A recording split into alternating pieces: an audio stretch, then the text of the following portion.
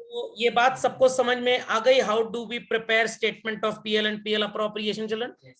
चलिए, अब एक प्रश्न थोड़ी देर पहले पूछा गया था कि सर आपने बोला कि यहाँ पे बनता है so called statement of PL and so called we write note number. Banking और इंश्योरेंस कंपनीज में नोट नंबर ना लिख के क्या लिखते हैं हम लोग? Schedule number. ऐसा क्यों है sir? Because children, banking companies are controlled by RBI and insurance companies are controlled by IRDA. ये क्योंकि directly connected with huge amount of finances हैं, तो इनके ऊपर शिकंजा ज्यादा कसना पड़ेगा। खोपड़े में बात गई कि नहीं गई? तो जब आपकी उम्र 18, 19, 20, 22 साल हो जाएगी, तो घर वाले आपके ऊपर रेस्ट्रिक्शन नहीं लगाएंगे, गाइडलाइन देंगे, भाई ये सही है, ये गलत है, अपना समझ लो। बट अभी आप छोटे बच्चे हैं तो आपके ऊपर रेस्ट्रिक्शन लगते हैं। तो इंश्योरेंस कंपनीज और बैंकिंग कंपनीज के ऊपर ज्यादा शिकंजा कसने की जरूरत है, तो उनके ऊपर हमने एकदम स्टैग्नेंट कानून लगा दिया। ये है तो बस यही है, आप इसको चेंज नहीं कर सकते। तो वो कानून में डिफाइंड है, तो उसको शेड्यूल नंबर बोल दिया। यहाँ पे थोड़ी सी आपको फ्लेक्सिबिलिटी दी गई है कानून में। That's why we do not call it as schedule, rather we call it as note number. समझ में आया कि नहीं? तो जो छोटे स्कूल होते हैं ना, नर्सरी केजी प्रेप वाले, वहां पे जनरली एनरोलमेंट नंबर जैसा नाटक नहीं होता, क्योंकि भाई उनको थोड़ा आगे रिकॉर्ड्स कहीं सबमिट करने हैं। बट जो schools affiliated to the board होते हैं, वहां पे एडमिशन नंबर होना कंपलसरी है, क्योंकि बोर्ड मांगता है वो नंबर आपसे, स्कूल से। Okay, shall I proceed further? चलिए, yes sir. I hope so everybody understood कैसे हमने नोट्स टू अकाउंट्स बनाए। Next children, we will be having the new format of balance sheet. अब बैलेंस शीट का नया format आपके सामने है। देयर आर सर्टेन आइटम्स जो again as a part of syllabus आपके कोर्स में नहीं है, बट मैं एक्सप्लेन आपको सब कर दूंगा। Share capital, reserves and surplus, बच्चों पहले भी लिखा था पुराने वाले में, बट यहां पे एक पापा जी ने इनको अडॉप्ट कर लिया है, share holder funds. Again T shirt वही है, ट्राउजर वही है, वर्साशे का स्टिकर चिपक गया है, बस ब्रांडिंग हो गई है। देन हमारे पास सिक्योर्ड लोन्स जैसा कुछ हुआ करता था चिल्ड्रन, हम उसमें लिखा करते थे debenture, here it is called as long term borrowings. Deferred tax liability syllabus के बाहर का आइटम है, ये क्या है I will explain you, not to worry. Current liabilities and provisions में बैंक ओवरड्राफ्ट लिखा करते थे, यहाँ पे शॉर्ट टर्म बोरोइंग बोलते हैं उसको। क्रेडिटर्स एंड बिल्स पेबल लिखा करते थे, here we call them as trade payables. Logic समझ में आया? पक्का? तो वो जो घर में आलू वाला रोल बनता था, अब वो काठी रोल हो चुका है। मिठाई जो है वो पेस्ट्री हो चुकी है। लॉजिक समझ में आ रहा है कि नहीं? कंपट जो है वो लॉलीपॉप हो गया, एल्पेनलिबे हो गया है। हाँ, लंपट नहीं, कंपट। लंपट तो वो है जो पढ़ नहीं रहना है। कंपट किसे बोलते हैं? जब हम सो कॉल्ड 5 साल 10 साल के थे, एक सस्ती वाली टॉफी आती थी चिल्ड्रन, उस सस्ती वाली टॉफी को कंपट बोला जाता था। Now that has been recalled, redefined professionally as Alpenlibe। वो 25 पैसे की आती थी, ये 2 रुपए की आती है। लॉजिक समझ में आया कि नहीं? अदर करंट लायबिलिटी में outstanding expenses, pre received incomes, ये सब आते हैं। देन प्रोविजन फॉर टैक्स आपने लिखा था, आपने प्रोविजन फॉर डाउटफुल डेट्स लिखा था, आपने प्रोविजन फॉर डिस्काउंट लिखा था। उन सब के ग्रुप को क्या बोल दिया? Short term provision. पहले मोहल्ले में पंचायत होती थी, पंचौरा होता था, आजकल किटी पार्टी में डिस्कशंस होते हैं। बात वही है, समझ में आ गया? पहले पेड़ के चबूतरे के नीचे 5 लेडीज बैठ के अपनी अपनी सासू माँ की बुराई करती थी, आजकल ये सारा काम किटी पार्टी में हो गया है। सासू माँ की किटी पार्टी में बहुओं की बुराई, और बहुओं की किटी पार्टी में सासू माँ की बुराई। लॉजिक समझ में आया कि नहीं? घर में दोनों एक दूसरे के दोस्त हैं, अपने अपनी पतियों की बुराइयां कर रहे हैं दोनों एक दूसरे से। लॉजिक समझ में आया कि नहीं? पक्का? Moving ahead children, moving ahead. Assets में आपने land and building, plant and machinery पढ़ा था, जिससे आप फिक्स्ड असेट्स बोला करते थे। हेयर एंड आफ्टर इन्हें फिक्स्ड टैंजिबल बोल दिया। Then we had goodwill, copyright, patent, trademark, franchise, brand name, know how, mastered. Sir आप तो एकदम ढाबे की तरह बोल दिए। It is known as what? Intangible. Building बन रही है, मशीन इंस्टॉल हो रही है, अभी हुई नहीं और 31 मार्च चला आया, कैपिटल वर्क इन प्रोग्रेस, बड़ा काम अभी चल रहा है।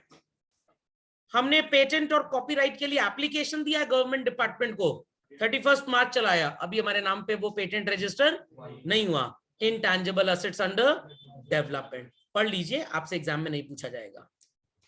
बैंक में कंपनी ने फिक्स डिपॉजिट्स करा दिए, पोस्ट ऑफिस में फिक्स डिपॉजिट्स करा दिए, non current investments out of syllabus item है।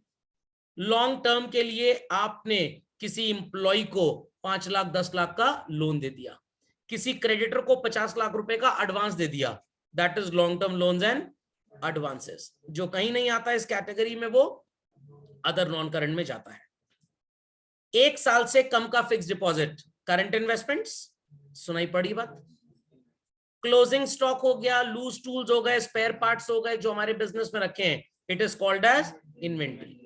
Debtors and bills receivable are called as trade receivable. Mummy and मौसी, ये क्या बोल रहे हैं सर?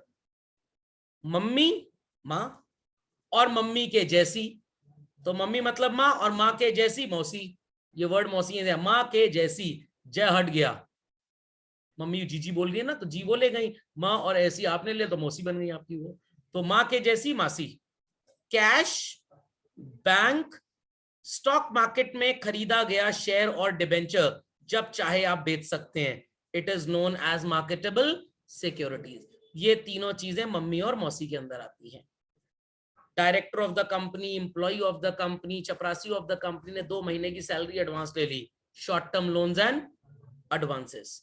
इसमें प्रीपेड एक्सपेंसेस भी आ जाते हैं, अक्रूड इनकम्स भी आ जाती हैं, अदर करंट एसेट्स में भी कभी कभी ये चीजें आती हैं। नहीं तो आपको याद होगा आपने preliminary expenses yet to be written off 72 minus 24 48 लिखा था, बेसिकली वो आइटम्स यहाँ पे ज्यादा आते हैं। मेनी अ टाइम्स आपको यहाँ प्रीपेड और अक्रूड भी मिल जाएगा, prepaid expenses and accrued incomes, got it clear. But कहीं कहीं आपको short term loans and advances में भी ये चीजें नजर आ जाएंगी। अब मैं थोड़ा सा डिफरेंस आपको बताता हूं। आपकी कंपनी का नया ऑफिस खुला, इलेक्ट्रिसिटी डिपार्टमेंट को 10,000 रुपए सिक्योरिटी डिपॉजिट देना है, तब वो इलेक्ट्रिसिटी कनेक्शन आपके ऑफिस में लगाएंगे, और ये advance with in 3 years, sorry with in 3-4 months bill में एडजस्ट हो जाएगा आपके। This is short term loans and advances. Prepaid expense, accrued income, ये अदर करंट असेट्स में आएंगे। तो आपको डरने की जरूरत नहीं है, क्योंकि आपने क्वेश्चन प्रैक्टिकली किया है तो 90% थिंग्स आर क्लियर। बाकी मैंने बहुत कायदे से यहाँ पे टेक्स्ट लिख के समझाया हुआ है। लॉजिक समझ में आ गया? लॉजिक समझ में आ गया? Yes, sir. So first and foremost we have share capital children. इसमें आपको वैल्यू जो लिखनी है वो कैसे लिखी जाएगी, अगेन हम तो लिख के दिखाएंगे, आप भी लिखेंगे, बट वो सिर्फ पहली और आखिरी बार होगा। एग्जाम में आपको पूछा जाएगा बैलेंस शीट में कौन सा आइटम किस हेडिंग और सब हेडिंग के अंडर आता है। तो पहले आप ये समझ लीजिए हम सब हेडिंग किसको बोलते हैं और हेडिंग किसको बोलते हैं। सो चिल्ड्रन, ये जो शेयर होल्डर फंड्स है, this is the heading. Non current liability, current liability, this is the heading, और इसके अंदर जो चीजें लिखी हैं they are the sub headings. तो आपको थ्योरी में ही पूछा जाएगा, but you need to understand it in practical, तभी आप थ्योरी समझ पाएंगे इसकी। फाइन, चलिए रिजर्व्स एंड सरप्लस में हमारे पास क्या क्या आइटम्स हैं। रिजर्व्स एंड सरप्लस में children we have first and foremost what is called as item named as capital reserve. कैसे आता है capital reserve? I hope so ये सबको पता होगा। कैपिटल रिडेम्पशन रिजर्व क्या होता है सर? प्रेफरेंस शेयर होल्डर्स को रीपे करने के लिए हम प्रॉफिट में से कुछ पैसे निकाल के अलग से रख देते हैं, we name that as capital redemption reserve. Needless to answer की सिक्योरिटीज प्रीमियम रिजर्व क्या होता है? डिबेंचर होल्डर्स का पैसा वापस देने के लिए आप कुछ पैसे प्रॉफिट में से निकाल के अलग से रख लेते हो, it is known as debenture redemption reserve. आपको लग रहा है कि आपकी इन्वेस्टमेंट की वैल्यू गिर सकती है, बिल्डिंग में कुछ रिपेयर मेंटेनेंस हो सकता है, आप उसके लिए इन्वेस्टमेंट फ्लक्चुएशन रिजर्व बनाया करते थे, याद करिए। वैसे ही रिवैल्यूएशन रिजर्व है, ये तो अभी अभी आपने निकाला था ना, वो 39 समथिंग आ रहा था, जो फाइनल प्रॉफिट आपका पीएल अप्रोप्रिएशन के स्टेटमेंट से आंसर आया, that is statement of PL credit balance. WCRBC में आएगा जितने रिजर्व्स होंगे, आगे मैंने लिखा भी any type of profit and reserve, सब इसके अंदर आ जाएगा। शेयर्स देने हैं लोगों को, पैसे आ चुके हैं, but it will take some time, थोड़ा सा लीगल प्रोसेस होना बाकी है। तो टाइम बीइंग लोगों को एक प्रेम पत्र पकड़ा दिया गया है, विच सिग्निफाइज एक्नॉलेजेस कि हम उनको कुछ टाइम में शेयर सर्टिफिकेट जल्द से जल्द दे देंगे। दैट प्रेम पत्र is known as money received against share warrant. ये नहीं कि पुलिस आ गई वारंट लेके, चलिए चलिए चलिए कंपनी में आपको बुलाया जा रहा है, वहां शेयर मिलेगा आपको। ओके, एक तरह का टेम्परेरी शेयर सर्टिफिकेट ही होता है। अब ये सब चीजें एग्जिस्ट नहीं होती हैं, ये 1994 से पहले का जमाना था, ये सब हिस्ट्री है।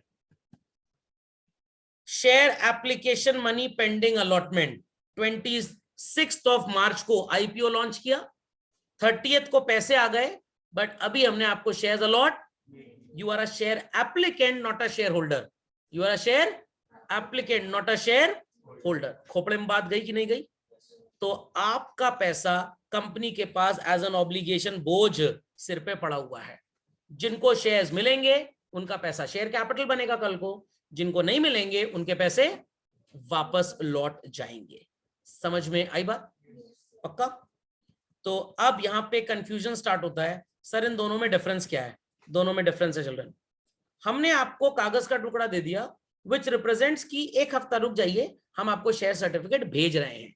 जैसे आपकी इंटरनेट से डाउनलोड की हुई marksheet is a share warrant, और बोर्ड से आई हुई original marksheet is a share, sorry is a original certificate, जिसको आप शेयर सर्टिफिकेट का नाम दे सकते हो।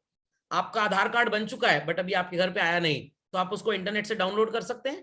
That is not a card, that is just a statement. तो वो है शेयर वारंट, और घर में जब आधार कार्ड आ गया तो वो बन गया शेयर सर्टिफिकेट।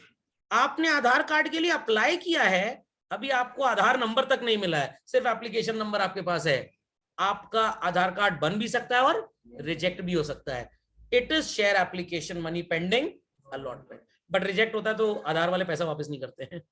सुनाई पड़ी बात चिल्ड्रन? पक्का? चलिए एक और एग्जांपल देता हूं। रिजल्ट हैज कम, आपने डाउनलोड कर लिया बट अभी बोर्ड से मार्कशीट नहीं आई है, it is a share warrant. Exam दे दिया, अभी कॉपी नहीं चेक हुई है, तो रिजल्ट क्या आएगा? Share application money pending allotment. समझ में आई बात? Then children, current assets and current liabilities के क्लासिफिकेशन के लिए ये बहुत इंपॉर्टेंट टेक्स्ट है। इसके ऊपर 2 नंबर का क्वेश्चन बोर्ड में गारंटी आएगा, इधर आईएससी और सीबीएसई। लोग थ्योरी समझ के छोड़ देते हैं और 78 मार्क्स पे रुक जाते हैं आगे। Got it clear? This will be doing in the next session.